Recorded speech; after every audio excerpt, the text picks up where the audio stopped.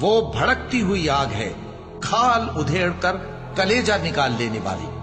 وہ ان لوگوں کو اپنی طرف بلائے گی جنہوں نے دین حق سے اعراض کیا اور منہ پھیر لیا اور مال جمع کیا پھر سینت سینت کر رکھا۔ جب زمین بھونچال سے ہلا دی جائے گی اور زمین اپنے اندر کے بوجھ نکال پھینکے گی اور انسان کہے گا کہ اس کو کیا ہوا ہے، اس روز وہ اپنے حالات بیان کر دے گی، کیونکہ تمہارے پروردگار نے اس کو حکم بھیجا ہوگا۔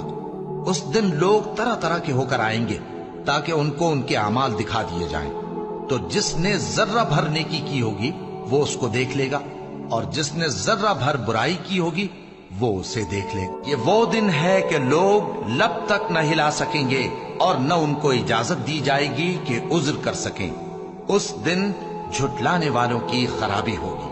یہی فیصلے کا دن ہے جس میں ہم نے تم کو اور پہلے لوگوں کو جمع کیا ہے۔